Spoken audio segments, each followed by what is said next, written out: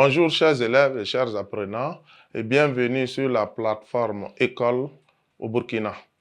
Voilà, je suis M. Konaté Lamine, professeur de SVT. Voilà, donc je suis chargé de vous dispenser le cours de SVT, programme de terminale D. Donc nous allons aborder le chapitre 4 qui porte sur l'hérédité humaine. Donc nous mettons chapitre 4.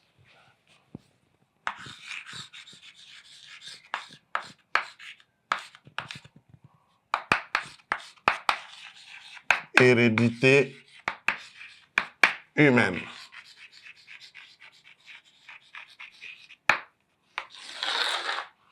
Donc, grand 1, spécificité. Donc, spécificité, donc liée à l'hérédité humaine.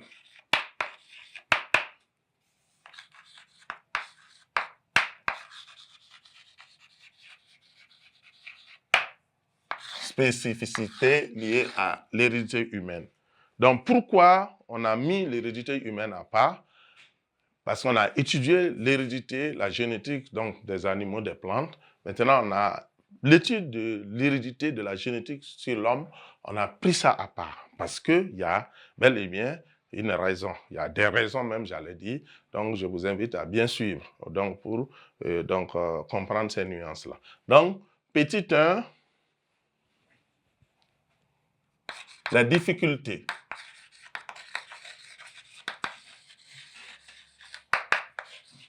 Liée donc à l'étude de l'hérédité humaine.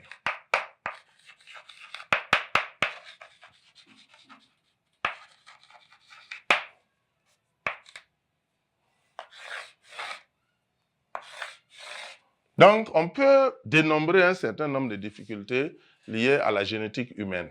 Donc, parmi ces difficultés, on peut noter le nombre élevé des chromosomes.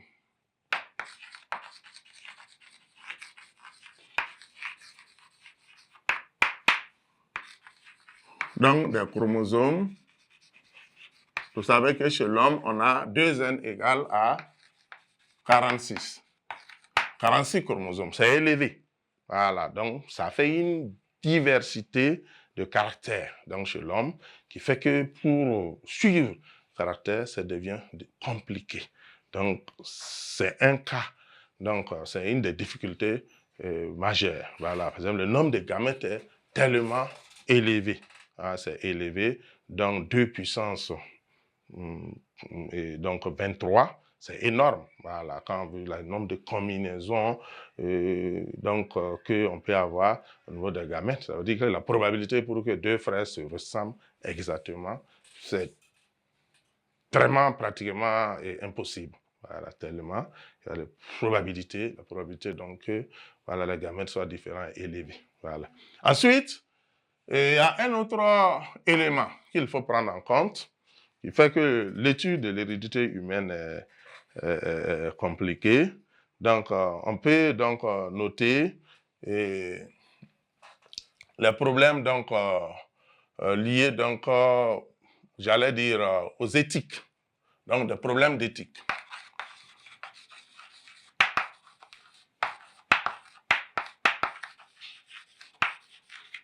Ça veut dire quoi? Ça veut dire que les hommes, on ne peut pas décider de les croiser comme les animaux. Voilà. On apprend des drosophiles, on les met ensemble, on reproduit. Vous voyez qu'il n'y a pas de problème. On peut voir qu'est-ce que ça va donner. On prend un coq et une poule, on met dans basse-cour, on essaie de voir qu'est-ce que ça va donner. Parce qu'on est curieux. Le coq a, par exemple, ce plumage blanc, la poule a un plumage noir, on veut voir ce que ça va donner. Mais un homme et une femme, on ne peut pas le faire.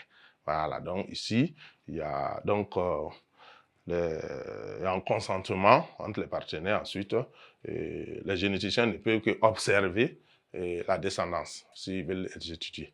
Donc ça, c'est un problème aussi pour l'étude de l'hérédité humaine. Donc il y a d'autres notions aussi.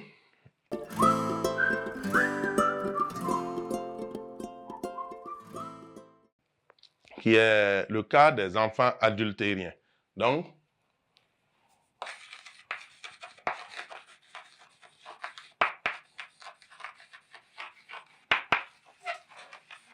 il peut y avoir des enfants dans un couple qui peuvent fausser l'étude parce que on n'est pas sûr, ou alors on peut considérer que un tel enfant issu de la famille dans un mariage, l'enfant de monsieur X, alors qu'en réalité c'est l'enfant de monsieur Y. Mais on va calculer, on va faire les études en tenant comme si c'était l'enfant de monsieur X, alors qu'il n'est pas l'enfant de monsieur X.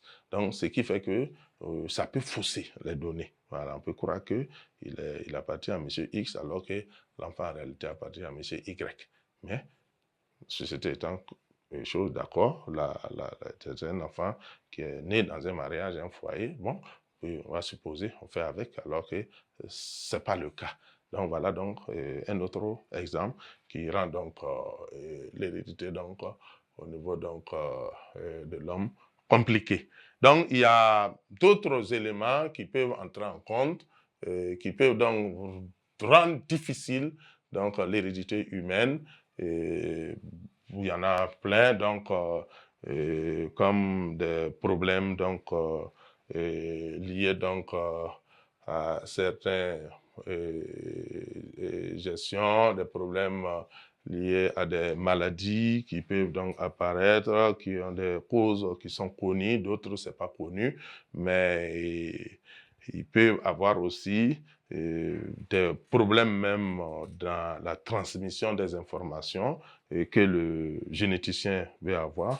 On peut donner des estimations qui ne sont pas toujours vraies et des documents aussi. Souvent, on est obligé d'utiliser des documents ou bien des approximations, on va dire l'année où il y a eu une sécheresse, l'année où il y a ci, il y a ça, et pour expliquer donc certains phénomènes qui ne tiennent pas toujours scientifiquement, à la rigueur scientifique, mais qui sont souvent des approximations qui sont faites pour pouvoir expliquer les difficultés. Donc, il y a beaucoup d'autres difficultés qu'on pourrait signaler. Donc, il y a aussi d'autres difficultés liées aussi à la faiblesse, au faible taux de fécondité. Voilà, au faible taux de fécondité dans l'espèce humaine, parce que vous savez que chez la femme, il y a une disponibilité des gamètes, j'allais dire dans le mois, peut-être dans 48 heures, voilà, par mois, voilà, où les gamètes femelles sont plus ou moins disponibles. Et donc, ça rend donc souvent la fécondité un peu difficile dans l'espèce humaine. Voilà. Et il y a aussi, et pour terminer, le fait aussi que nous avons certaines situations où les générations sont assez espacées. Voilà, on estimait avant 25, 20 ans la différence, l'écart d'âge entre un père et son fils. C'est ça la génération. Parce que quand on parle de père en fils, ça fait une génération. Donc, ça a deux générations différentes, une génération à une autre. Donc, l'écart est d'environ 25 à 20 ans.